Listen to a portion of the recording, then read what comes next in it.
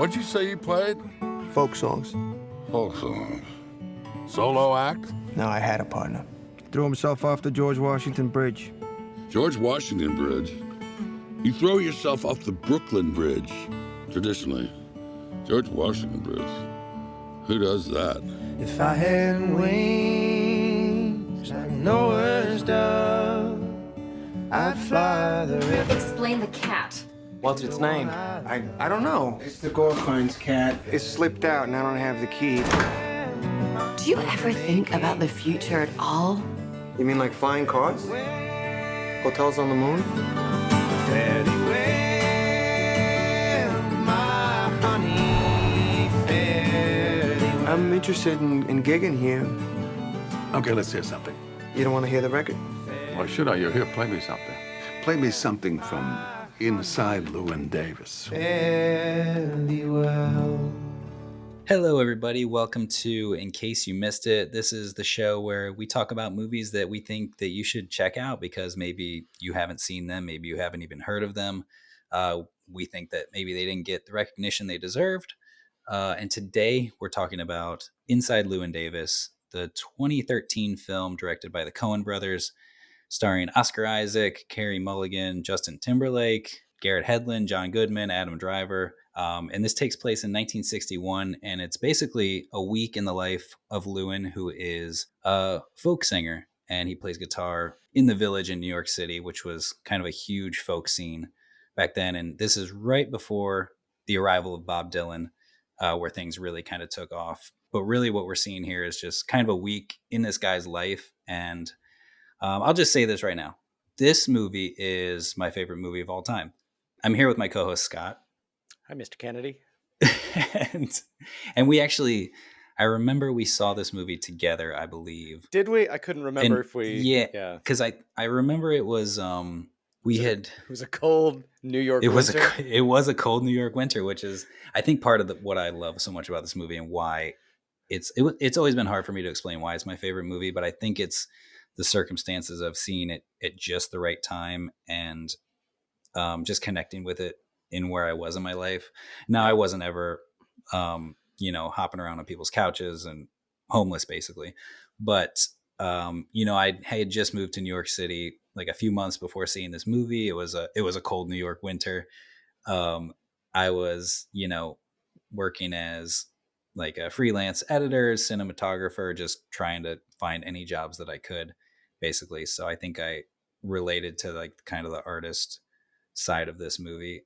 But I remember the weekend we saw this, we had done a 48-hour short film, which I think you might have been on set for a little bit. It was the Western that we did in the apartment. Yes, I did. I think you guys asked me to do stills for it. Like just yes, that's right. BTS. Yeah. I do remember that. Yeah. So I remember and if anybody who doesn't know what a 48-hour short film contest is, it's where basically on a Friday they give you have a team of people and they give you a random genre, prop, line of dialogue, different criteria that you have to fit into a short film. And then by Sunday you deliver a finished short film. So it's a weekend full of not a lot of sleep. But I remember it's horrible. It is. It's so awful. It's stressful. It is. I was just going to say, it's interesting you say that this reminds you about when you first arrived in New York. Mm-hmm. It reminds me about what I left. Okay. Which I'm sure we'll talk about. Not why I left, just when I left. It's sort of Llewyn's journey. Mm-hmm. And it does remind me about some of the themes of the movie remind me of me leaving New York. And it's funny too. You said this is like New York in the it's like perfect time. I usually tell people, like, people ask me if I miss living in New York, and I always tell people the same thing. I tell people I miss the food and I miss the people. Yeah, because I met some the most fascinating people. Mm-hmm. And in New York City, you just trip over just fascinating people. And working in the film and television business, I met some of the best people. And the food is just great. Absolutely.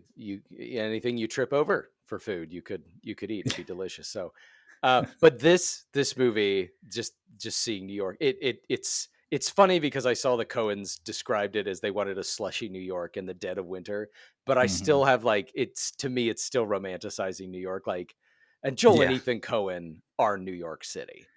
Yeah. Everyone sure. knows. It feels like like so many people know them personally. They're such a big, they're filmmakers. They're big in the theater scene there. Yeah. I knew a guy in New York who was, when I left, he was the assistant to the Coen brothers, and he was telling us this Oh, wow. story about how he called. I forget what the show was on Broadway, but he called, and to be honest, I think one of the Coens is more into theater than the other, and I can't remember which one. For the sake of argument, let's say it's Joel. Mhm. And but I guess he called. Joel asked him like, "Hey, can you get me tickets to the show tonight?" And he goes, "Yeah, I'll give the theater a call." So he calls the theater. He goes, "Hey, I'm looking for a front row ticket tonight." They go, "We're sold out." It's for Joel Coen. "Oh yeah, we'll have something wait for him." That's great. You can't buy that. No, You can't buy that. absolutely not. Wow. But yeah, those guys are New York City, and so I think they can't, as grungy and slushy and cold as they try to make New York City, they still make it beautiful. Yeah. Absolutely. Yeah, this, I mean, talking about making it look beautiful, I think I'm sure we'll get more into it, but the cinematography of this movie is just stunning, beautiful. There's it's something that I don't know if I've seen quite like it before, where it's a softness with like a glow to it that it's hard to describe. Everything is sharp, but everything has just this little softness to it that you can almost feel. And just like the highlights glow a little bit, kind of dreamlike. The muted colors, a lot of Yeah. grays, a lot of browns. Yeah, there's no colors that pop. And you know what it does? And I know I read, and I forget specifically which one, but it looks like, because they show a few albums, like Yeah. folk albums every shot looks like it could be the cover of an album. Yeah. From the 60s. So Yeah. they nailed that. I think the reference, from what you probably saw, I think it was a Bob Dylan cover. Yes. Is like Freewheelin' Bob Dylan, I think, was the one that they had referenced. And I looked that up, and it's like, it's totally the look of the movie. Where it's got like the highlights are a little cool and the shadows are a little warm and brown. And it's just such a great look to the movie. And it's funny that, they collaborate a lot with Roger Deakins, yes, who shot a lot of the early stuff. And this one, he wasn't available because he was doing Skyfall. So they got Louis I don't know how to say his name. Bruno. Why did I say Louis? Oh my gosh. Oh my God. Ugh, terrible. Oh my God. Bruno. God. That was a dig at Bruno. That was terrible. Because he's not Roger Deakins. Exactly. Don't even gotta know. Well, it's funny because I saw that the idea of making the look of the film, as far as the cinematography goes, look like that Bob Dylan cover was Bruno's idea. Oh, cool. It was not. It was supposedly his idea, and kind of this idea of like, well, can we even pull that off? And so he showed him that they could do it, and that's so cool. Oh, it's fantastic. It's so pretty. It's so good. This movie opens up.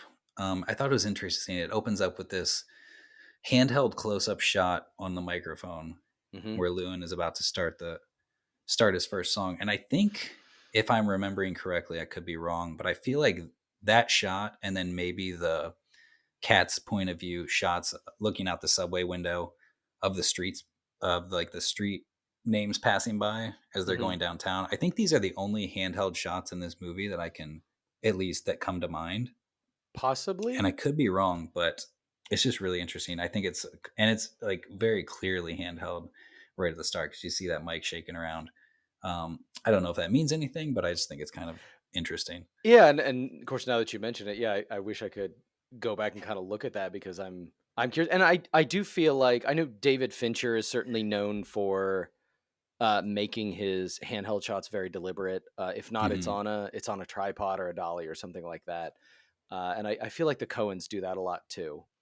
And kind of as we talked about with Moneyball, it's as a result, it kind of forces you to really craft every shot and really think about every shot where, and I think handheld has a purpose, but it sometimes it almost comes off as lazy. Like, oh, it's easier just to grab the thing and just start filming, whereas and certainly with the style, you kind of had to shoot this on a tripod if you want to mimic that that album cover look. You have to put it on a tripod. Yeah, absolutely. Yeah, I think the thing that I mean, getting into this movie, we're following Llewyn in a week of his life, and we learn pretty quickly that he's kind of an asshole. He sucks. You know, Llewyn sucks. He's not a good dude, but or at least he's not treating people very well, not treating himself very well. But I think he's so fascinating to watch, and I think what I like is that, you know, we learn that he's kind of a solo act right now. He had a partner, Mike, who, you know, they had a record out that wasn't a hit or anything, but, you know, it seems like maybe he was a little in better spirits when Mike was around. And I really like that we don't get, like, nobody gives us any information about Mike other than that they miss him. That's what's constantly brought up, is like, oh, we miss Mike. And it's not till later in the movie you even find out how he died. Exactly. Yeah. And I think it's really, it's interesting to try to think about like what this like working relationship with him might have meant. Not to jump too far ahead, but yeah, I think it's interesting to hear all these people talking about how they miss him. And, you know, you wonder if that's like, if Mike dying or not being around is like what's caused Llewyn to be this asshole way that he is, or if he's always been that way, if he's gotten that way because of that. Because you see moments where like he kind of brightens up. He comes across as this guy who, you know, he's kind of jaded to the music. You can tell he loves the music that he's playing, but he's very critical of everybody else because pretty much everybody else he's meeting is having success where he's not. And it's all these different levels of success. You have Jim and Gene. Jim's played by Justin Timberlake and Gene's played by Carey Mulligan. You have them as a duo, and they're succeeding. And there's even that scene towards the beginning where they go to the Gaslight, which is where Llewyn plays often. And this guy is introduced. He's like, well, we got someone that we'll see if we can get him on stage. And Llewyn's like, I don't have my guitar. And he calls up Jim and Gene. And so now you have a duo and everyone's singing along with them. And he's kind of looking around. And so you have that. You have this dude. What's his name? Troy Nelson. Oh yeah, I love Troy Nelson. Troy's great. Troy's great. Like, and I love Llewyn just keeps belittling this guy he was in the army, but he has this great singing voice. He's getting out of the army in a few months, and he's got a few people. He's got is it Bud Grossman? Bud Grossman, who we meet later in the movie is interested in representing him, and certainly you talk about like an artist trying to make their way, and it is this thing where Llewyn is extremely talented. He's got this beautiful voice, and like you said, you can see, and he's just miserable and scowling the whole movie, except when he's performing. And his voice changes, and it's very passionate and soothing. And like you said, he loves the music. But again, you watch other people of all different varieties succeeding, and you're not. You know, it's like, well, here's a duo. Well, I don't have a duo anymore. And here's a guy with the personality of a goldfish, and he's succeeding, and exactly. So what's Llewyn doing wrong? Yeah. And I think a lot of people can relate to that, of like, seeing people get success where you think maybe you deserve it, maybe some jealousy of like, why they've gotten to this level. What am I not doing that's not getting me this level? Like, I clearly am able to do this. Like, what is it that they have that I don't have? And it's so funny seeing him just kind of talk to Troy, and like he's trying to belittle his music, trying to like put him down, like talking to like Jim. He's he's such a performer. He's like, really? Is he?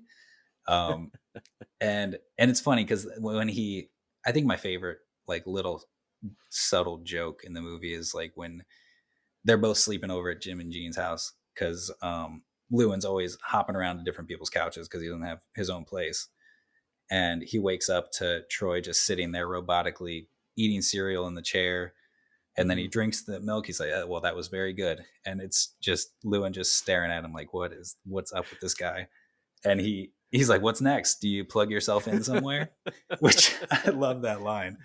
And he's just always like kind of throwing jabs at this guy, and the guy's like either not realizing it or he's just too nice to say anything. Yeah. And he says and- something in the Gaslight the night before about something about like, does he have any higher functions? Like, Yeah, exactly. sort of this like killing machine / musician that you just kind of Yeah. wind up depending on what you want him to do. Exactly. But it's funny, like in that moment where like Troy's getting ready to leave Jim and Jean's, that's when he brings up that he played at the Gate of Horn for Bud Grossman in Chicago. That's where his club is. And you can see Llewyn like kind of perk up like, ooh, he's like, Bud Grossman, what's he like? And then kind of gets a little more information. So you see him like perk up when any kind of mention of like somebody who might be able to give him a shot at something or like any kind of opportunities come up. Mm-hmm. Especially like even when he gets the message from the Gorfines that Jim is looking for him because he needs a guitarist and a singer for their studio session. He's all for it. And he's just very excited to get in the studio, even for this like silly commercial song, Please Mr. Kennedy, when in other instances, he's just putting down popular music, calling people careerists of trying to like make music just to get to the suburbs. Mm-hmm. It's just a jealousy thing. It seems like a coping mechanism where he just wants to put it down because he doesn't have it. Mm-hmm. But when he gets those opportunities, you can see kind of that spark show up in him. Yeah, and I think some of his frustration obviously comes from the people around him, but also, and I think it's important to know, like, what was folk music like in the 60s, and that folk music was certainly, I think it started to have this kind of resurgence in the late 50s. So I think it was starting to take off again. And it was certainly, folk music was huge in the 60s. And I don't know if we mentioned this takes place in 1961. So sort of probably right before this huge boom of the 60s, because folk music kind of became the genre of social and political issues of the time, the civil rights movement, the Vietnam War, that kind of thing. And so you do have, I think you have this genre, this style of music, something is taking off, and Llewyn is trying his best to be a part of that, for no other reason other than he loves the music, he loves to play, he loves to perform. Yeah. But yeah, he kind of keeps getting these roadblocks thrown up, and he keeps pushing through them, because that's what you're supposed to do, right? You're supposed to push through all the adversity till your dreams come true. Yeah. They said the basis for this character is, one of the influences is a folk artist named Dave Van Ronk, who, was right around this time playing in New York City. Never was huge, but like, was kind of big in the scene, in the city at least. And that was kind of like a big inspiration for Llewyn. And Oscar Isaac said he read his memoir, which is The Mayor of McDougal Street. And in the book, he said that Dave had said, if I could have found a way out of there, I would have gotten out of there, basically. And he says that he agrees that that's kind of how Llewyn is. But I was like, I don't know if I agree with that necessarily. I think Llewyn, he tries to get out of the scene kind of later in the movie, but I think he wants to be there. I think he wants to succeed. I think it's a toxic relationship. Yeah, exactly. I mean, he could just walk away, but he's an artist. I think there's certainly, I think one thing he doesn't like about Troy is there's a lot of what Troy is that he doesn't want to be. Boring, for one. Yeah. But also Troy's in the army, and he was in the Navy.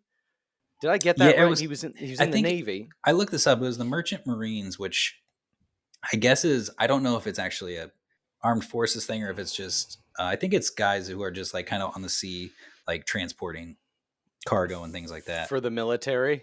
I think so. But I could, maybe not. I'm not sure.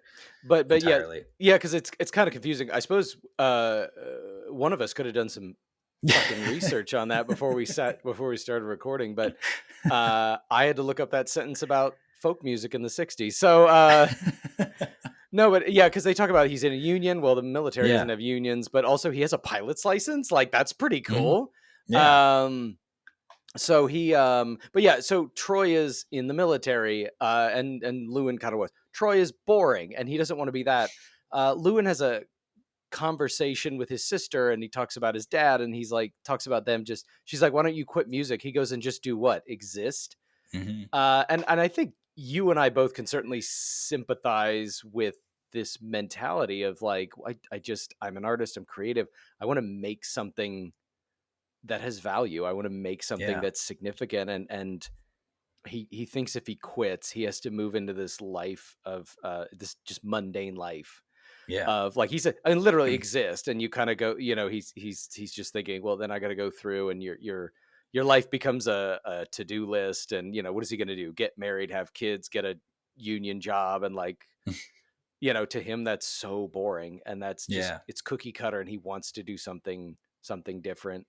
He has a similar conversation with Jean kind of later when she brings his stuff down to him because she doesn't want it up in the apartment, where he's like, kind of like, what's your dream to, do this music and then get money, move to the suburbs with your husband? Like he's like, that's a little sad. That's a little careerist. And she's like, you don't even think about the future at all, which I think is in a way true. Cause he thinks he's, especially as an example of the studio session he does for Please Mr. Kennedy, he does the session and then he has the chance to, get paid, but also then get royalties on the song, which if it blows up, he's going to make a lot of money on that. But he's like, I need the money right now. He's not thinking into his future. He's thinking, I need this right now to solve this current problem. So maybe he's not thinking about his future. Maybe that's part of the problem of why he's not succeeding, is he's like living too much in the moment and also just in a shitty mood all the time. And I think, well, that's it. He makes one bad decision after another. And it's kind of this thing where he's a great musician. Mm-hmm. But I think he's so bad at the music industry. Sometimes he's given opportunities. He's either really bad at playing the game, i.e. turning down royalties for a song. But also he's not willing to do what he needs to. Later in the film, he does get a chance to play for Bud Grossman, and Bud's like, I don't see you as a solo act, but what do you think about putting you in a trio? No. Mm-hmm. He just says no. Right. And it's like, but this, it is that idea of this could lead to something. You don't know where one opportunity is going to lead. Yeah. But yeah, I think he knows what he wants, but that's the only thing he'll accept. Yeah. And again, you have to admire his tenacity in that regard. But that's why you have to keep in mind, like the music business, the movie business, these are all businesses. And so you have to know how to play the game. And you don't know where one opportunity is going to lead, but yeah, he doesn't want to do it. Yeah. But yeah, like you said, this living in the moment is like, I'm just going to take the money now. I don't know if part of that is like, maybe, turning down opportunities is like, is he just so heartbroken with Mike having thrown himself off the George Washington Bridge that he's never going to even try, that he thinks now he has to just do it all on his own, and he won't even give a chance to like working with anybody else or anything like that. He's sad Mike threw himself off the wrong bridge. That's when exactly. You throw yourself off the Brooklyn Bridge traditionally. And it makes me wonder, like, what Mike was like around their friends and stuff, because like I said earlier, everybody misses Mike, and makes you wonder, is Mike just the super nice guy that everybody loves, and maybe he just dragged Llewyn along into the crew with him because he's making music with him, but everyone else is like, this Llewyn guy is like kind of a downer, but he's Mike's friend, so whatever. And now Mike is gone. Or was Llewyn a positive guy and like happy to be making this music beforehand, and then this is what set him on this path? It's hard to tell, and I think it's cool that it never really reveals that. Absolutely. I think the easy thing to do, if you sat down and wrote on a piece of paper, let's do a movie about a folk singer who used to be part of a duo and his partner recently died, or we don't know how recently he died, and he's trying to move on without it. I think the first thing that is, well, our protagonist is going to be really hung up on the death of Mike. And frankly, the only one not really talking about Mike is Llewyn. Llewyn doesn't seem to want to talk about, and that's why it's interesting. We don't really know their history, how long they knew each other. Did they grow up together? Yeah. We don't really know any of that. And I think, and it's almost this idea in Whiplash, Miles Teller's character, this idea of just like being so fixated on your goal as an artist that you just, whatever, I just keep moving forward. And I think that's what Llewyn's trying to do. He's just trying to keep moving forward. But I do think there are moments where he does linger on this idea of certainly like, is this like, was that my chance? Was him? Yeah. Did my dream throw itself off the George Washington Bridge? Exactly. And it's, I mean, even like, I think, Llewyn's in every scene of this movie, and one of the early scenes is he wakes up in the Gorfine's apartment after he gets the shit kicked out of him in the alley right at the beginning. And we don't know what that's about, which I think is funny, and it's a good way. And then he wakes up in this apartment that we're not told where he is. He's just in this nice Upper West Side apartment. We're like, how is this his place? Is what's going, like, what is this? And I think it's nice how nothing's really spoon fed to you, but it's all revealed in time, like where he is and who these people are. But he's kind of walking around the apartment, and then he finds his record, him and Mike's record, and he puts it on, and he's like listening to it by himself. And it's funny, like you say, like he doesn't really want to talk about Mike with anybody else. But it's like this, it's a really uplifting song, even though it's about like saying farewell to somebody. And it's a good contrast to the song that he plays right at the beginning about telling people it's "Hang Me, Oh Hang Me," which is a bummer of a song. And I think it's a nice contrast there of like what music he would have made with his friend versus what he's doing now. I mean, and this is probably a little on the nose, but I do love that, like you said, he plays in the Gaslight. The movie opens. He gets beat up by a guy in the alley because he was talking during an act. This movie has a very Quentin Tarantino opening, which we'll come back to. But anyway, and then he wakes up in this nice Upper West Side apartment, but he starts playing the record with Mike. And like you said, it's a song about saying goodbye. And then he gets on the subway and he starts riding, and the street numbers are going down. He's riding downtown. Yeah. And he's going to it's the West Village, right? Yeah. Is that where they are? Yeah. Which is by no means not a nice place, but the Upper West Side is like, that's elite if you live on the Upper West Side in Manhattan. And so he's going down, like he's literally going down as he, as he's saying goodbye. This song is playing about saying goodbye with his former partner. Yeah. It's a little on the nose, but it's effective. Yeah. I'm just kidding. I'm the only one who noticed that. You didn't notice that, Josh. I never noticed it. I saw your eyes light up when I said that.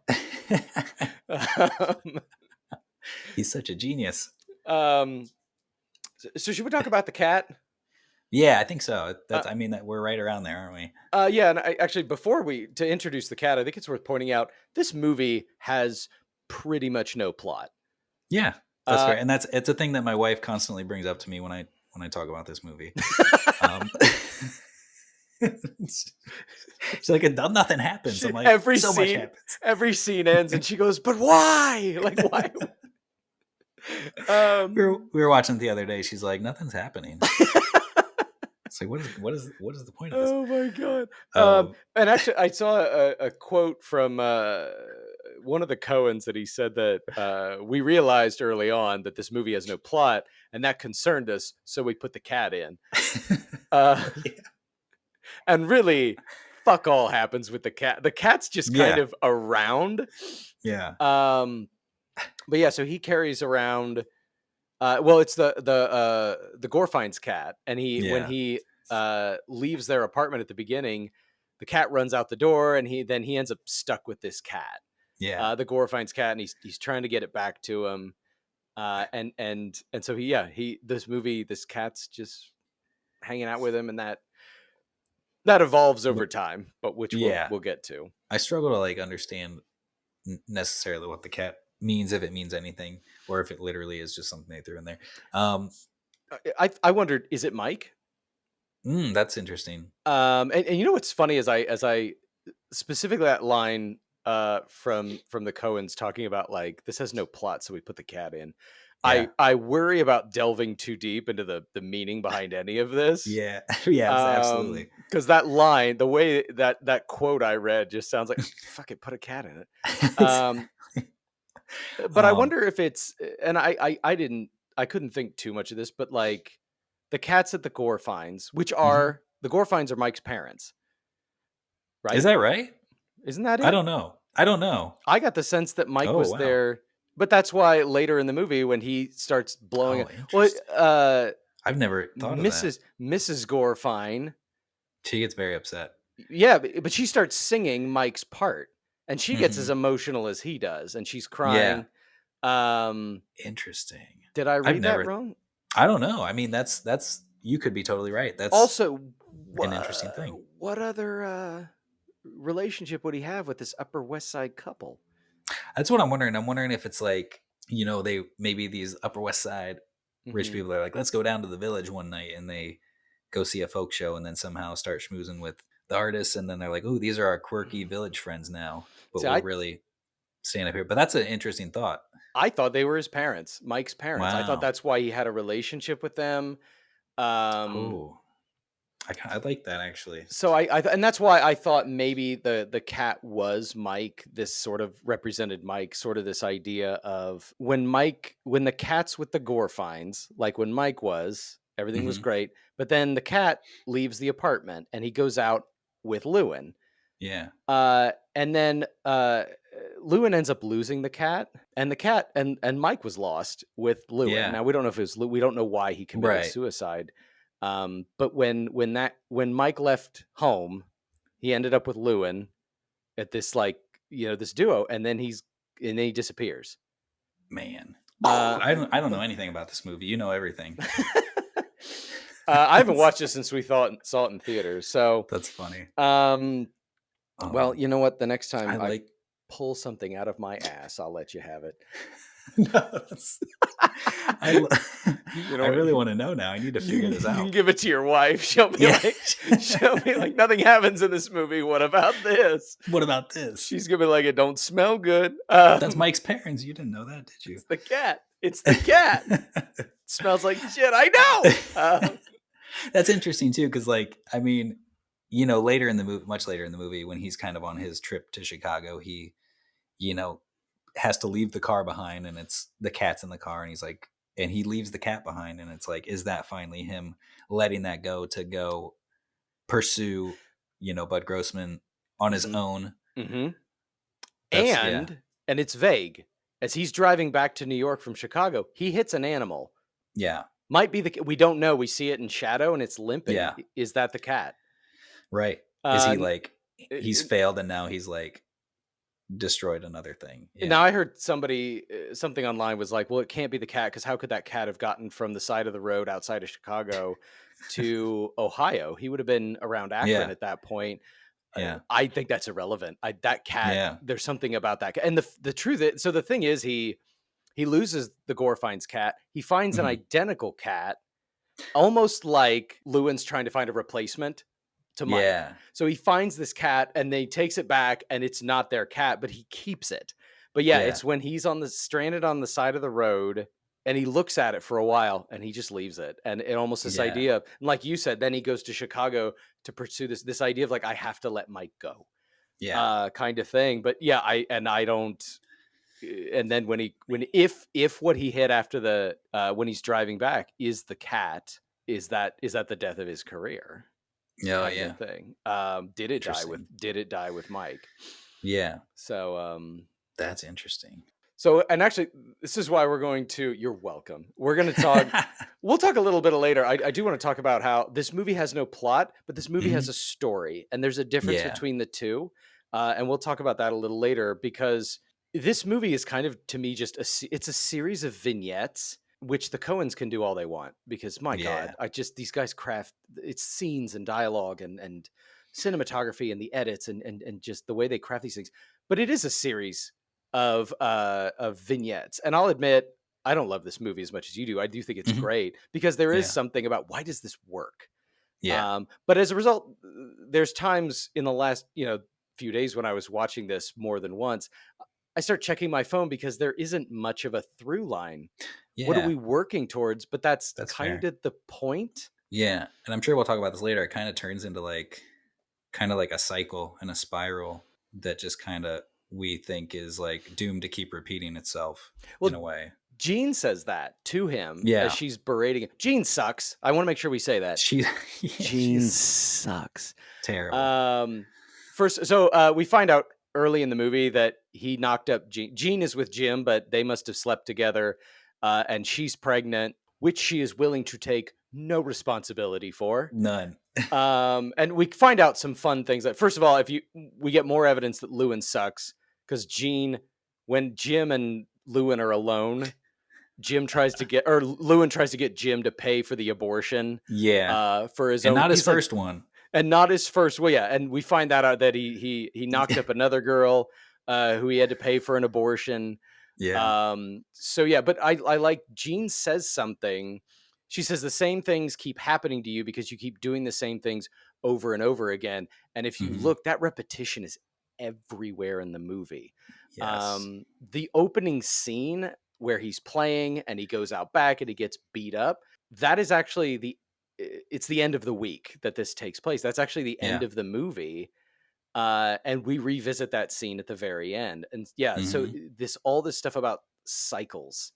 Yeah. And it's even just little shots. It's him, like he says, playing the gaslight for the 400th time. But even then you get, there's more than one shot of him holding the cat and riding the subway. And like, it's just keeps, and yeah, he's knocked up 2 girls. Like he just keeps doing the same thing over and over and over and over again. Yeah. And that's, I think that's part of the story of the movie is that he's trying to pursue his dreams, but nothing's changing. Yeah. And you said it's like that opening scene is like the end of the week, the end of the movie that we revisit later, but like it could definitely be like just the same thing that happened literally a week later.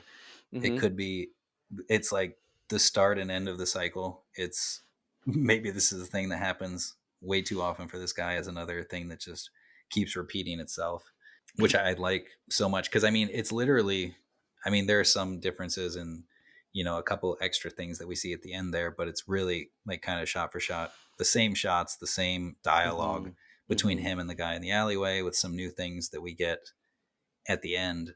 But yeah, it's just a cycle of like you said, he keeps doing the same things. But I think there is something, because like we said, he's even though certain things he's doing, repeating himself, he's trying to move forward. He's trying to let go of this relationship we had with Mike.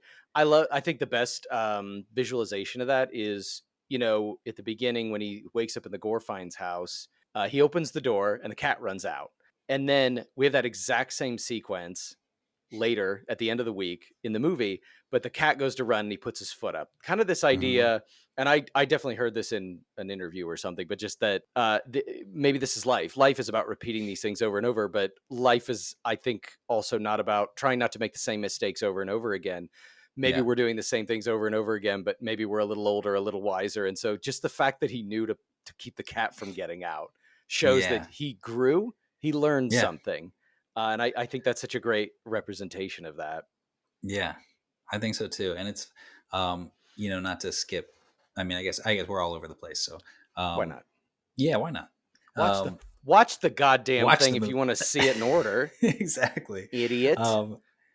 It's so funny seeing like, he finally thinks like he's gonna give up on the music. He has a nice conversation with Gene where he just talks about how he's like, I'm fucking tired. He's like, I thought I needed a night's sleep, but it's more than that. And he tells her that he loves her and thanks her for everything that she's done for him, where they've been bickering this whole movie, so mean to each other. And even she, at that point, she's like, I talked Poppy into letting you play at the Gaslight.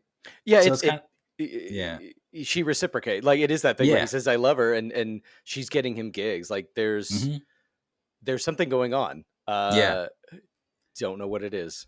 Exactly. Yeah. But it's like he keeps making, it's like he's finally, seems like he's given up on the music, or he's going to go back out into the Merchant Marines, and he has to pay his dues. And then he's got, and a decision he made earlier in the movie, telling his sister, throw this crap out that you've kept for me. Like, I don't need this stuff. He makes a funny joke of like, in the business, they say not to let your practice shit out.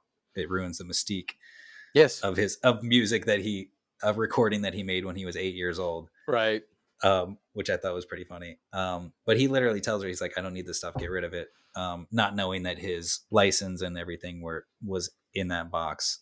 He pays his dues, but then he needs his pilot's license and another thing to ship out. And he goes back. Well, his sister threw it out, and then the guy's like, well, it's an $80 to replace it. Yeah. Which he doesn't have. Yeah. I got to think Llewyn could find some people in this Some. somebody in this network of people that hate him. They'll be like, for $80, I'll Get go outta away. I will Exactly. go away for $80. You can get rid of me. Shit, he could probably do that 3 people and make a profit Mhm. off of it. Yeah. But then it's like that. It's another thing where he's got himself stuck in the situation where like he can't even get out of the music that he's trying to succeed in. But and now I'm trying to remember the sequence, because he goes to visit his dad, who was apparently a big deal, if not in the Merchant Marines, then in the Navy. He was a big deal, and now he's just in a retirement home, just kind of wasting away. Shitting himself. But he tells him he's so moved by the music, he shits himself. Exactly. God, I'll never love anything that much to crap my pants. I don't think I'll ever love anything that much. But it's how much your kids love you. Exactly. They crap their pants so much. They do all the time. I don't know. You'd think when they were 14 they'd stop doing that, but nope, they still crap their pants. Not at all. Josh has very young children before he starts some really weird rumors. Yeah. Before we ruin his mystique. Yeah. No, but he tells his dad he's shipping out. Was that after he realized he has to replace the license? It was before. So he's paid his dues and he's like, all right, I'm gonna go. Then he goes to visit his dad, and then he comes back. See, that was one thing that made me wonder, does he ship out? Does he decide to give up ultimately? And I don't know, because if we can jump right to the end. So the movie ends again with, so we find out the reason that guy beat him up is because the night before, and we do see this play out, his wife was on stage, and for various reasons, Llewyn's heckling her. Yeah. And so the next night he goes there and performs kind of his what do you call it? It's like his last show, like his send-off performance. Yeah. And then that guy, he goes out to the alleyway and the guy beats him up. But the guy said, and you don't see his face. Yeah. And I had to keep looking. I swear that's Ed Harris. I think that's Ed Harris. It looks a lot like him. It sounds a lot like him. It sounds exactly like that. Has to be Ed. And it's the Coen brothers. Yeah. So it's the Coens. So I could see them say, Ed, you want to come like shoot for like 2 hours? You get to beat up Oscar Isaac. He'd be like, yeah. So you're gonna put it twice in the movie? I'll shoot it twice. Yeah. But he says something about like, we're getting out of this. He says we're leaving this town. We're getting out of this cesspool. And then at the last scene is Llewyn watches him get in a cab and drive away, and he says au revoir, cut to black. Yeah. So I think that's him leaving. I think he does. He's leaving? I think he gives up, and I guess the line where, like you said, he's tired. Yeah. He's just tired of it. Yeah. It's beaten him up, and he does get signs throughout the movie, I think, that he needs to stop. He's knocked up 2 women, which might tell you to settle down. One of which we find out, the first one he finds out, did not terminate the pregnancy. She had a kid. So he's got a kid somewhere in Akron, Ohio. Yeah. Shout out to Akron. OH. And as he's driving back to New York, he passes an exit to Akron, and he looks at it for a while, but he doesn't do it. Now, one thing I looked for, because if you watch, he sees the sign about the exit for Akron. I don't see headlights behind him because he's driving at night.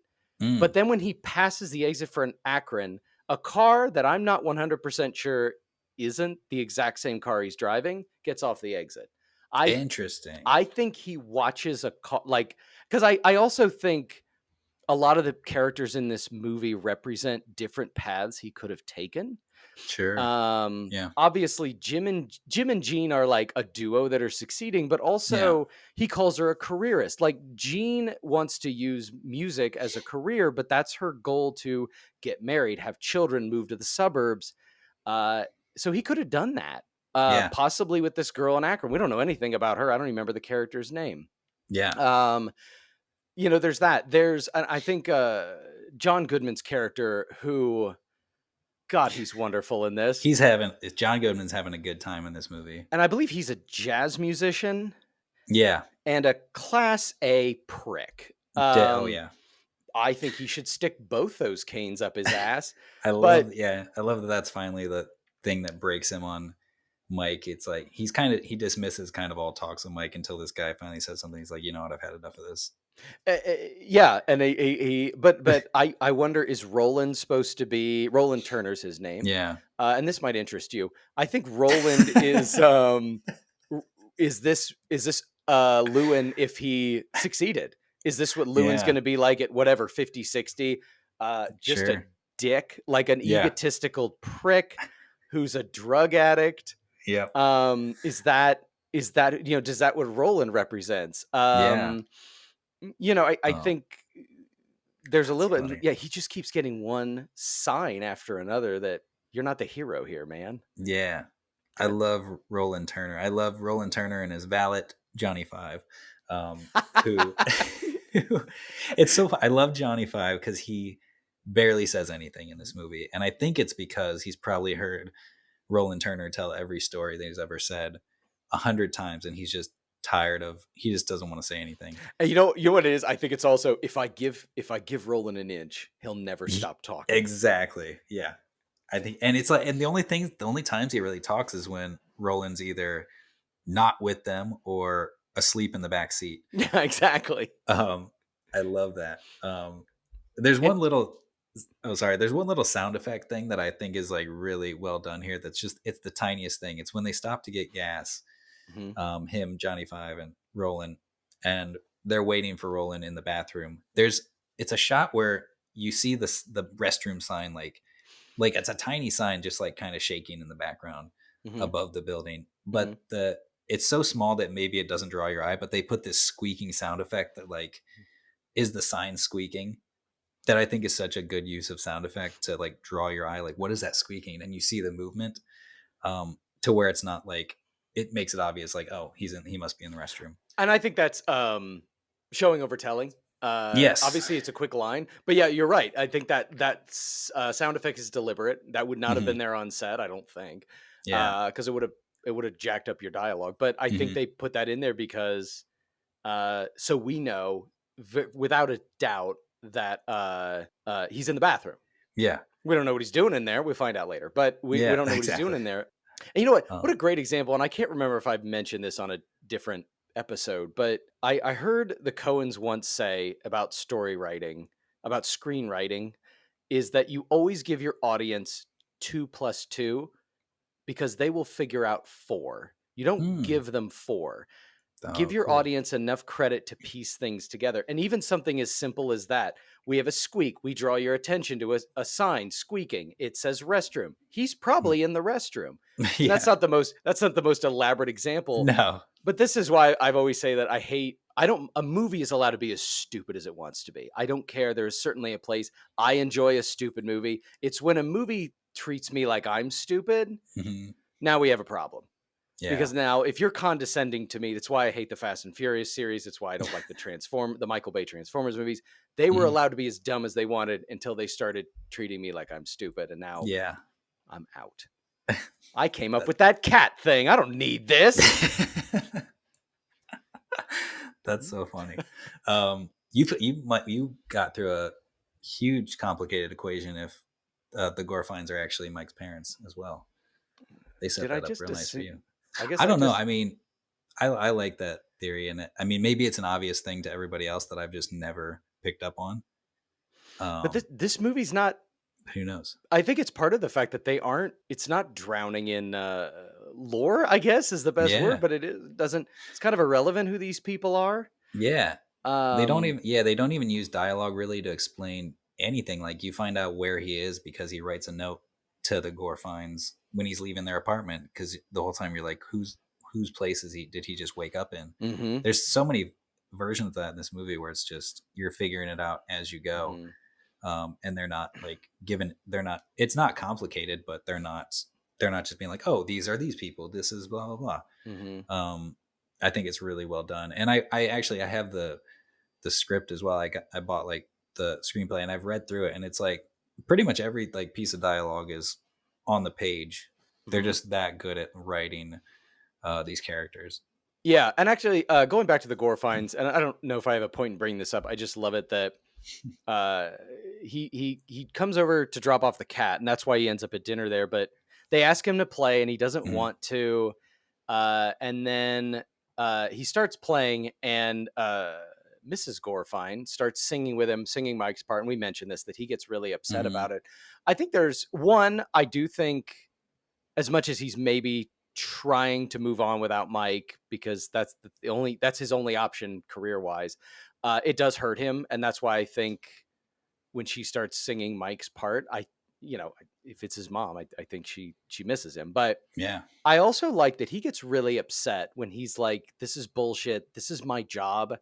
Like, he's not a trained monkey. He doesn't put on a show. Like, this is a job. And I think, again, as kind of someone who's trying to make it creatively in a creative industry, there's that frustration of you want to be taken seriously. And I think when he thinks I'm just asked to play at dinner parties like a clown, Yeah. that you feel like that belittles you. And while no one really intends that, makes that intention, that I think that's one thing that bothers him as far as what he's trying to do, is that he's not being taken seriously. He can't get representation. He doesn't get he can't get royalties on it, aside from standing in his own way. Exactly. Yeah. And I wonder, like, why is he choosing that song to play when he's asked to play a song, is what I'm always wondering. Because it's like, obviously it's a song that's close to him. But for as much as he wants to avoid like talking about Mike, he kind of likes to bring up this song that him and Mike have written. And I'm sure he's got plenty of other songs he could play, but he always kind of comes back to this one. And in the end, he plays it as well, finally, at the Gaslight. But I always wonder, like, why is it that song that he decides to play even if he doesn't want to talk about Mike? And I wonder, because we kind of talked about, he's kind of a miserable bastard through the whole movie, except when he's playing music. Yeah. And Mike's probably closely tied to that, as far as, and so you could make the argument, like, him, maybe they had a good chance of succeeding or not, but I think as a musician, the happiest time of his life was playing with Mike. So I think it is that he's maybe subconsciously, he keeps going back to songs with Mike because that makes him happy. Music makes him happy. Performing makes him happy. And so I think that's why he keeps going back to it. Have we said that the music in this is phenomenal? Oh, it's so good. I love this music. It's all original, but more I know, Hey Mr. Kennedy, or Please Mr. or whatever it's called. Yeah. Is apparently it was going to be nominated for best original song, but because it's kind of an amalgamation of a lot of different songs of the time, it's technically, I guess if AI wrote a folk song, this would be it, kind of thing. Yeah, exactly.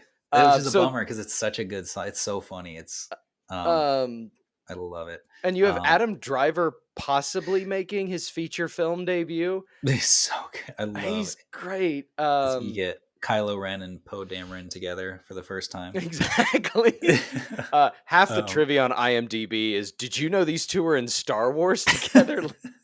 Yes, guys. No way. What's a Star War? No, I love Adam Driver in this as Al Cody. Just, and the introduction to him just in the studio where Llewyn's just kind of eyeing him like, what is this dude just making these noises for? And so I love good. First of all, if you're a fan of the dry wit of the Coen brothers, you will. This movie delivers. Like, you will not be disappointed. It's I like so it. Funny. After their recording session, he's just Al, you got an apartment? Yeah, nice place. It's a dump. You got a couch? Like, just awesome. It's a dump. Yeah.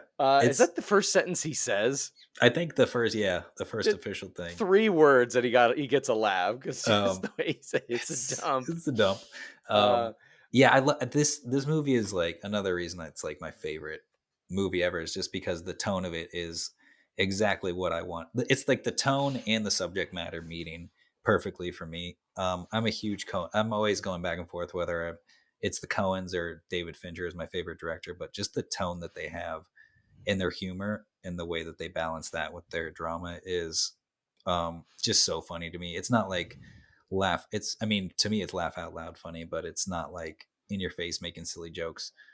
Just the little jabs that they put in there, and things that you imagine. They're like, I don't know if anybody else is going to think this is funny, but we think it's funny, so we're putting it in. Yeah, the Coens, I think one thing that makes them successful is they're making movies for themselves. Yeah. Nobody writes this screenplay with us, how are we going to market this and what's the target audience? They made it for themselves. I think they got interested in this time in American history, and I think, and that's what they've always done. I think they've always Mhm. like even they're probably their biggest film was No Country for Old Men. I think that was. I mean, they have a lot of Yeah. really popular films, but I think because No Country for Old Men got them their Oscar Mhm. and all that. But I think they read the book and they loved it, and so they were Mhm. like, we want to make a movie out of this. Yeah. Do you have a musical background, Josh? I do. I play guitar. I've played guitar for about almost 20 years, and I'm not good at it. But no, it's because I never practiced Hang on, don't you correctly. play in a band? I play, I play in a worship team on Sundays sometimes, which is fun. I play electric and acoustic, and um, G G geez, C. no, what's funny is that I say I never practiced correctly. I've always played, but I've never practiced correctly. It was actually like COVID lockdown that kind of forced me to like, I should pick up this guitar and learn a lot more of this, and it turned into me trying to learn every single song on this soundtrack, basically. Which is, all this stuff is so fun to play. And I want to shout out like the casting of this movie to get Oscar Isaac, who can play all this stuff, like all this stuff that he's doing is played live, and his voice is just like incredible. I saw an interview with him where like he grew up playing guitar and things like that. But there's this folk music, this acoustic stuff is like a very specific kind of finger picking style and things like that, which he learned from. He said he was auditioning for this movie and he got a second audition. And before he went in for his second audition, he was shooting a movie in Long Island, and there was a guy in a bar, and they were shooting a scene in a bar, and there was a guy, it's just an extra, who like picked up a guitar that was sitting there like between takes and was doing this what's called Travis picking, which is kind of a style of folk finger picking. That's exactly what Dave Van Ronk did, and like kind of what Llewyn does a lot in the movie, where it's like kind of like bouncing back. This is nerd talk, but like kind of bouncing back and forth between the bass note on two separate octaves with your thumb, which kind of like gives the illusion of like a bass player playing along while also finger picking the higher notes with the other fingers. It's a really cool sound, and I think the biggest example of it in the movie is when he's in the car playing Green Green Rocky Road while Roland Turner's sleeping. But he said that this guy was just playing this in the bar, and he's like, this is like exactly the stuff that I need to learn to make this, to like get this auditions. Like, do you like give audition? Do you give lessons and stuff? He's like, oh yeah, of course. And he's like, do you know who Dave Van Ronk is? He's like, oh yeah, I used to play with Dave back in the 60s. And it's like, what, like just the coincidence of him running into this guy. And the guy, I guess, lived right above where the Gaslight Cafe was. So he's getting lessons from this guy in this style before his second audition, and just like the circumstances of that is pretty incredible. Oscar was kind of nobody before this movie, Yeah. right? He kind of had, yeah. Nobody really knew who he was. Yeah, and I think I I think he was in Drive and maybe a couple other things before this. Yeah, Not but big parts though. It's almost like a Paul Rudd thing where you Mhm. go back and watch movies. Oh my God, he's in this. Like Right. they didn't really impact you in any way, Yeah. kind of thing. But yeah, he did. And it's funny with the Coens. I know when they were casting this, they really went with the idea after they wrote this script of like, I think who we're looking for may not exist. There's a good chance, Exactly. because they needed someone to really be able to. They had to be able to perform. Not an actor who learned how to play the guitar. Mhm. They needed a musician who was also an actor. Yep. An Oscar caliber actor. Oh. Arf, arf, arf, arf. But just the fact that, and they said that the fact that it's not just that Oscar, and they did record all this music, like all the music you hear in the movie was recorded on set, and they recorded the instruments and all the vocals on set, which was a big deal. But the fact that he plays it, it's phenomenal. But like when they're shooting, he'd record it like 30 times. Oh yeah. And they said he's so consistent, it was seamless to cut. If we wanted, we could cut between takes. Yeah, that's amazing. I feel like, I don't know if it's because of other movies or what, you really, really have to fixate on the fact how freaking talented Oscar Isaac is. Yeah. Because his performance is so good. It's so good. He plays it so well. He's, he looks tired the whole time. He's a likable asshole, and like keeps you invested the whole time, even if you're like, this guy's a piece of shit. And I was even going to say like, oh, he strikes a good balance, like you said, between being a dick, and being likable. But it's like, I don't feel like I'm necessarily rooting for him, Yeah. but I don't hate him so much I want to leave, right? Yeah. I'm tolerating him. I Yeah. tolerate him. He's my folk music that I just put up with him. But he's great. Like he's just so good in this, and just all these subtleties. I still remember watching the trailer for the first time. I think it's the first scene with Jean, and it's just the way she goes. What did she ask him? Like, did you want to stay here tonight? Or do you think you're staying here tonight? And he's just.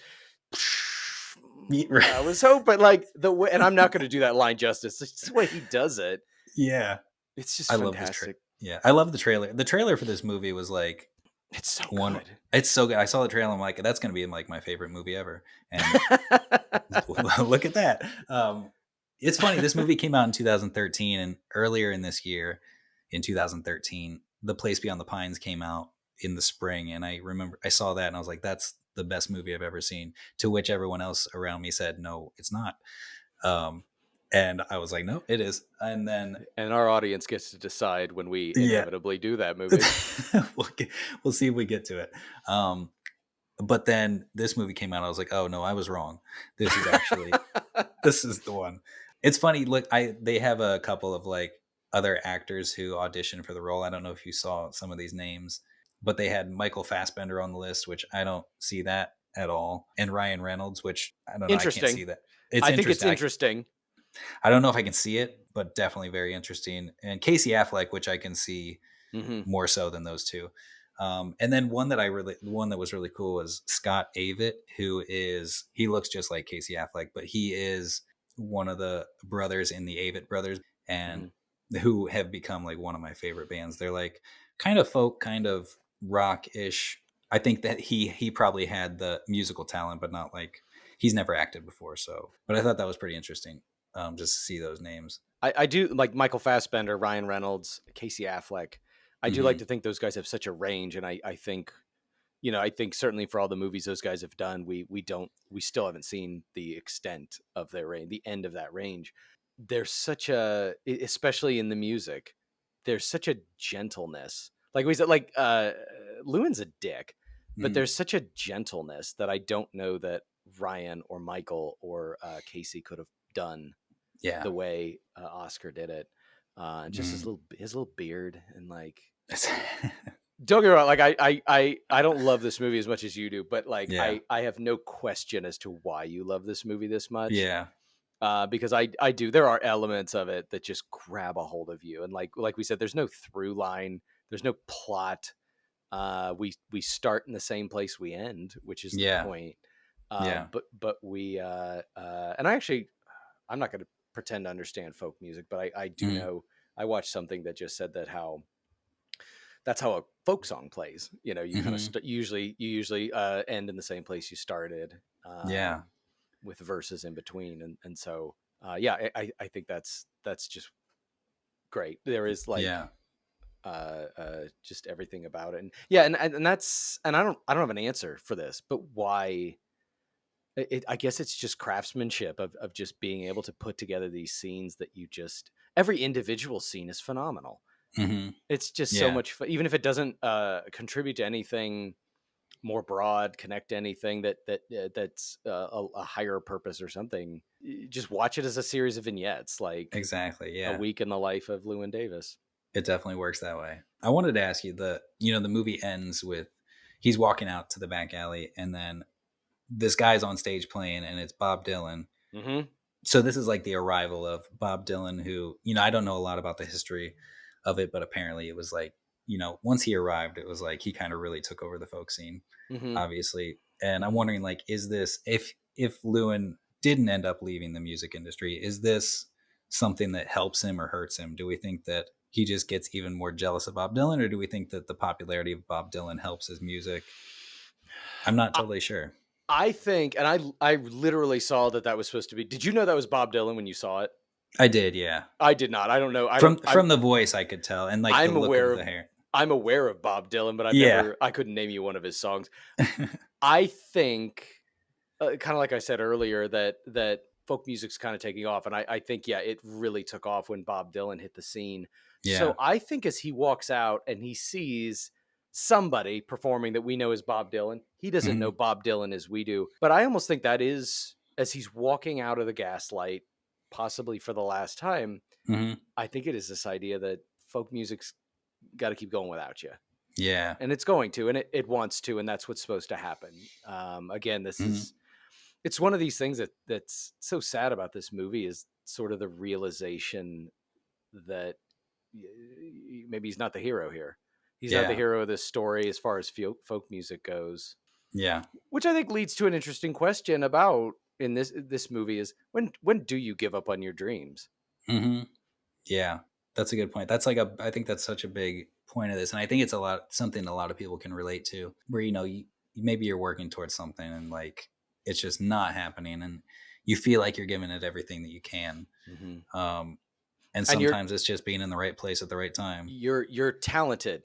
Yes. He's so talented and all this stuff, but things aren't happening. They aren't happening for him. And it's that thing where we've heard countless stories of famous people in music and movies and television or whatever that they just kept getting beaten down, but they didn't give up and they kept going, and eventually they got it. Yeah. But the question is when but we don't hear the stories of people who gave up. Yeah. Those people aren't famous. So we don't hear how many for every, if Bob Dylan got beaten up a lot before that moment, before, the 1961, we don't hear about all the people that gave up. So when do you draw your own line about that? And that's, like he talks about, he goes, I'm tired, he gave it his best shot and he's tired. And who's to say if Llewyn had kept doing it for another 10 years, sleeping on couches and playing at the Gaslight and going, just doing everything he could. Maybe in 10 years he would have made it. Maybe in 2 years he would have made. Maybe he was 2 weeks away from it. Like you said, maybe Bob Dylan would have been like, "Oh, everyone wants all the folk music they can put in their ears," and so who's to say? Yeah, and this goes back to Whiplash. It's like getting discouraged. It's like he got discouraged. He's given up on it. Like, but if he hadn't, like, what's going to happen? I think it's pretty interesting to think about that. And speaking of Whiplash, like you said, that just the next Bob Dylan, the next Charlie Parker wouldn't have got discouraged. So maybe that is our answer. That he would never have succeeded because he got discouraged. Yeah. So yeah. But anyway, there was so what I was kind of saying earlier about when you're talking about giving up on your dreams, and that's kind of like I said at the beginning of the recording, you said this movie reminded you about when you first got to New York, where I said it reminded me of when I left New York. And I won't get into I'm not going to get into all the details, but we were both working in the film/TV industry, and I hit a point where I was really frustrated. And I don't know if I was, honestly, I was, I'd been working in New York for about 4 years, and I was a PA, and it's similar to Llewyn, is I felt like I had made some good connections. I'd worked really hard, and I met people and people that told me that they wanted to help me like move up and keep going forward, but nothing was happening. And so I got really frustrated. And then I remember I interviewed for a job as a bump up that I should have gotten, really should have gotten. And I didn't. And that coupled with some issues with New York City housing, because it's part of living in New York. No, New York doesn't want you to live in New York. No, they don't. Don't go. Give us your money, but don't fucking live here. Yeah.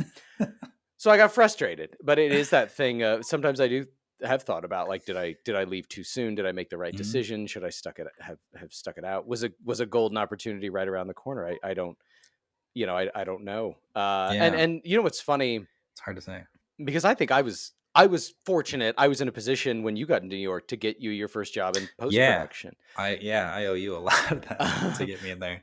But it was interesting because I think you got there about a year after I did, maybe? I think so. It was 2013, the summer of 2013.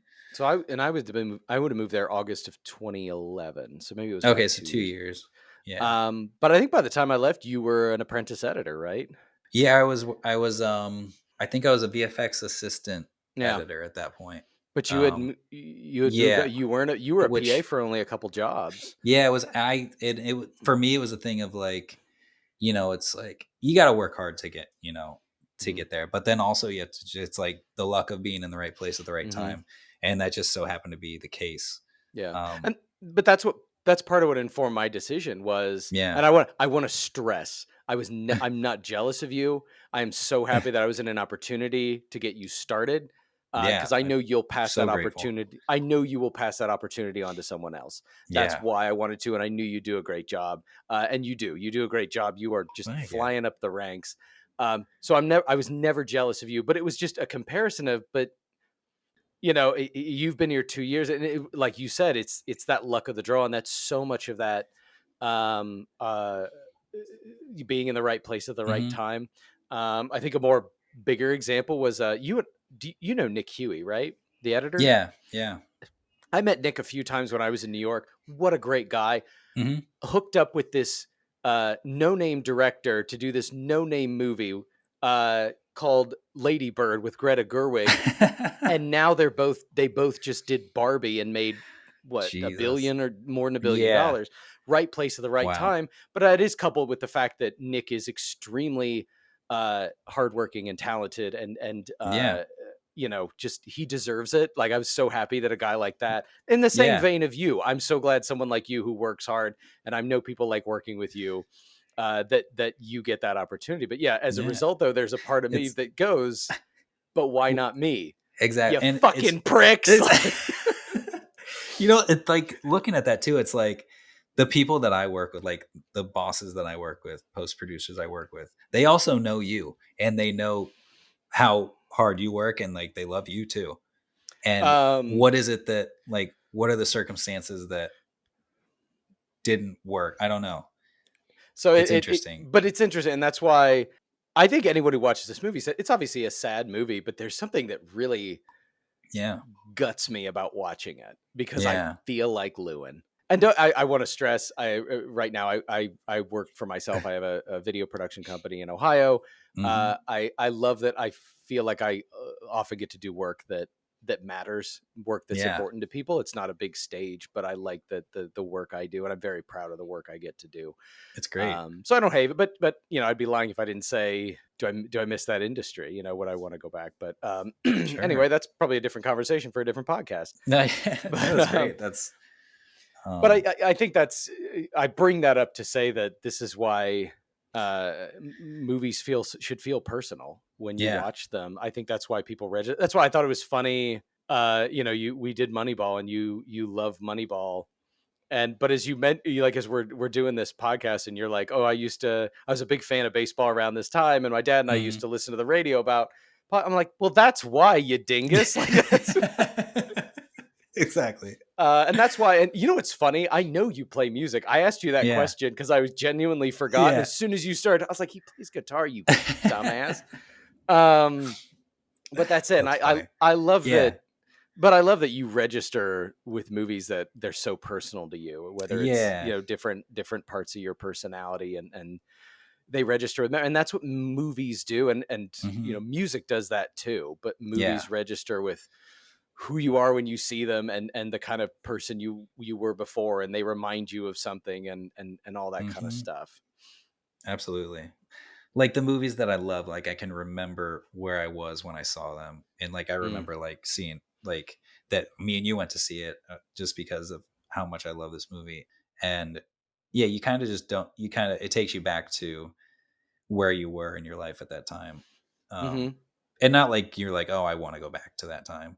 Or anything, but just like it's a cool like feeling to bring up, like, oh, this is what it meant to me then, and like maybe it means something different to me now. Do you find yourself when people talk about memories in your own life, or maybe just historical events, but based on the year, your first thought is, oh, that's when that movie came out? Yeah, you cannot. You cannot mention 1977 to me without me thinking, oh, that's when Star Wars came out. That's the first thing that I think of. Or like a famous person died in 1976. Like, you just missed Star Wars, man. They saw Jaws. No, they didn't. Maybe they saw Jaws though. Oh, poor thing. But that's it. When people mention That's so true. 1977, I just, but Yeah. it's funny when people That's mention so movie, true. you know. Yeah. It's funny thinking about this as like my favorite movie of all time because, you know, you can ask a lot of people that, and a lot of people tend to be like, oh, well, you got to pick something that's old. You got to pick like a classic. Yeah. And it's like, this obviously isn't like this, and this, Moneyball, and The Place Beyond the Pines are like my three favorite movies. And they all came out within like 3 years of each other in the 2000s. So like, I don't know. I think it's an interesting thing of like people always being like, oh, your movie's got to be like a classic older movie. So But you have a history of baseball. You're a big fan of baseball. Yeah. Music's a part of your life. And I did used to you rob banks. shoot a? Did you, I was gonna say, did you kill someone?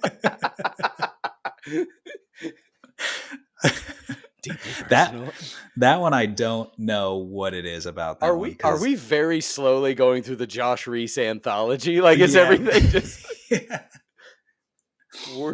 Were you trying to make it in folk music in the 60s? You are ageless. Yeah. I wish I was trying to make it in folk music in the 60s. You have the beard for it, Yeah. so that Gotta would let it grow a little more. that's all you needed was having the beard for it. Yeah. Oh my gosh.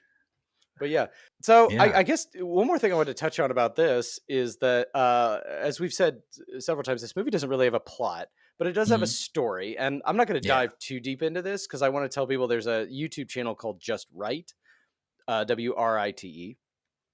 And I believe the video is called What Writers Can Learn About Lord of the Rings. He specifically talks about Return of the King. Have you seen this video, Josh? I don't know if I've seen that one. But he talks about Return of the King because a lot of people criticize the ending of Return of the King after the ring is destroyed. Yeah. Spoiler alert. What? But after the ring is destroyed, that the movie goes on for another, I don't know, 15, 20 minutes. The And multiple people complain, endings. yeah, multiple endings and all this stuff. And this Yeah. essay is wonderful. And I'm not going to try and attempt to really explain it, but he Mhm. talks about why that is, why this ending is so long in Return of the King, why it has like 5 endings. But he's talking about the different. First of all, Lord of the Rings has a lot of plot to wrap up. So you wrap up the things with Aragorn, and you wrap up the stuff with the hobbits, and all that other stuff. But the story is about Frodo and destroying the ring, and he talks about plot is things that happen. Story is what the plot is about. And the plot of Lord of the Rings is, there's many themes, but one of them is about resisting the temptation of power and things like that. And he talks wonderfully about why that movie keeps going on. And there is a thematic storyline going through all those endings in Return of the King. And so I think it's fun to watch. It's good to watch movies like that. And that's why I think this is a movie that it is about plot. And I'm not going to pretend to understand what all the themes are. I think the Coens do this so well that you kind of piece together your own themes, what you think the movie's about. We've certainly talked about here what we think this movie's about. Yeah. But I think that's why we sit with it. That's why we said, fuck all happens in this movie. But you ride it out, you sit with it, you watch it. And there's other things going on, obviously the great performances and cinematography and all that stuff, but there's a reason you sit and watch it. So yeah, it's That's cool. I need to check that video out. Yes. That's awesome. Definitely watch it. I actually reference that video a lot to people when I talk about story over plot, because I think that's fascinating. Yeah. So and we're here to educate a bit. Yeah. So, I want to say that this movie was nominated for 2 Oscars. Best cinematography and best sound mixing, back when sound mixing and sound editing were separate. And it lost both to Gravity, which you know that movie in space where there's no noise. Exactly. Bunch of hacks. Which you know what, the movie starts with the best Oscars. So. But you know what's also is interesting is that Roger Deakins was also nominated that year for Prisoners, which is pretty was it really? Yeah. Which is great. Another one of his many. Yeah, still hasn't won yet. At this point, he still hasn't at this won point, yet. yeah.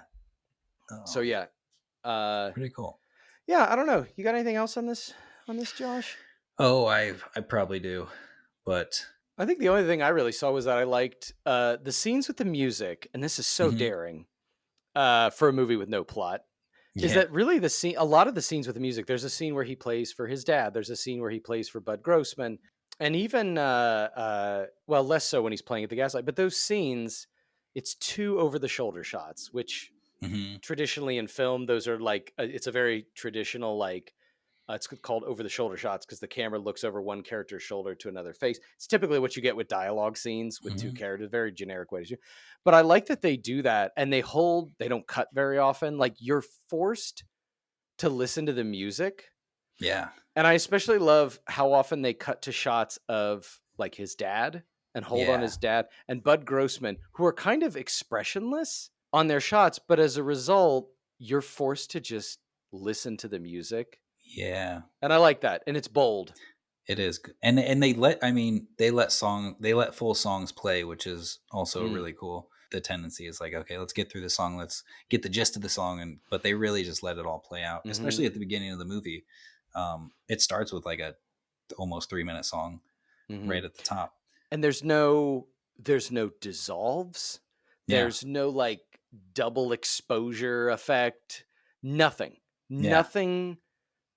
to draw your attention away from the music. Yeah. Bare minimum. So that, bold. And certainly that's bold cool. In the sense that, what if your soundtrack sucks? Right. Yes, but it's great. Yeah.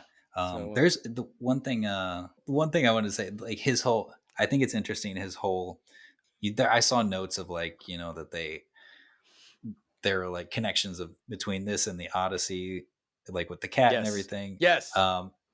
Which is interesting. I like his whole trip to Chicago in that the whole trip starts with a fade in to him getting into the car in the first place. And then that whole trip also then ends with a fade out.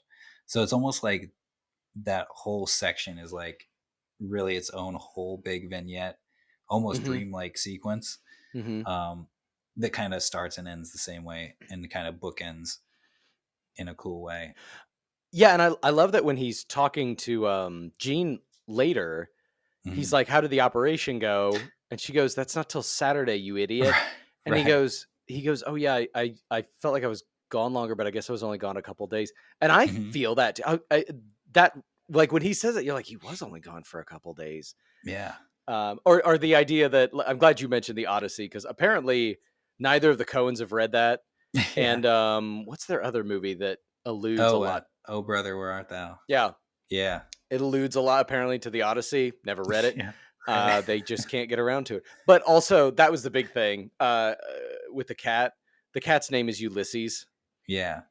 Which is something for Odysseus. Yeah. That's funny. So the idea of this cat went on a long journey and then came home. Yeah. Exactly. Yes, I'm glad you mentioned that because that's very fun to know about. Yeah. The cat's name is Ulysses. I think it's funny one more when he's playing for Bud Grossman, he plays the death of Queen Jane, and it's this beautiful song he's playing. You're thinking like, this is his moment. This is where it's all going to come together for this guy. And the first words out of his mouth after that song are, "I don't see a lot of money in this." Stone faced. Yeah. Just heartbreaking. And it kind of reminds me of like in Moneyball when we're talking about like, they're building up to the 20-game win streak. They get it. You're like, yes, they're like, this is it. They're going to do it. And then immediately just it's done. They lose the game. Kind of a similar feeling here, just like instant deflating in this whole huge trip that he's made because he thinks he's going to like finally achieve something. He's finally doing something, getting out of New York and like making a go at it and doing something different. And it's just, nope, not going to work. And one of the reasons Bud says it is he doesn't connect with people. And I wrote here, ain't that the truth? Right. But, and again, we kind of talked about, did he connect with people more before Mike died? Yeah. Hard to say if that's true with Jean, because she seems to have hated him no matter what. Right. But yeah, and maybe that's doesn't connect with people. So yeah. I don't think I've watched this movie since I saw it in theaters. Yeah. All those years ago. Wow. Back when we were younger men. But I don't think I. So it was fun to revisit this, and I watched it twice in the last couple days. Nice. And it was fun to kind of sit down and get to think about it a little bit. Yeah. This is kind of the most I've ever like kind of dug into thinking about like what it means to me and what the different things are, because it's always been hard for me to explain like what I love about this movie other than the circumstances of when I saw it. Mm-hmm. So it was kind of fun to just dig deeper into the themes and like experiences that I've had since I've originally seen it. Mm-hmm. So that was Inside Llewyn Davis. And, as we are putting these out, we like to kind of give you a tease of what's to come, just so you can kind of watch the next film that we're going to talk about. And on the next one, we are going to talk about David Fincher's film, The Curious Case of Benjamin Button, which is one that I've been very excited about now. I did do a rewatch recently, and I guess we'll get into more of what I think, but I love David Fincher. So I was very excited to kind of revisit this film. But we want to thank you all for listening and tuning in. And we hope that you'll come back next time for The Curious Case of Benjamin Button. This has been Inside Llewyn Davis. I am Josh, and I'm here with my co-host, Scott. Thanks for listening, everyone. Thank you, everybody. All right. See you guys. Fare thee well, my honey. Taking off, Pop. Shipping out. Try something new. Here's this. I used to like this. My honey, fare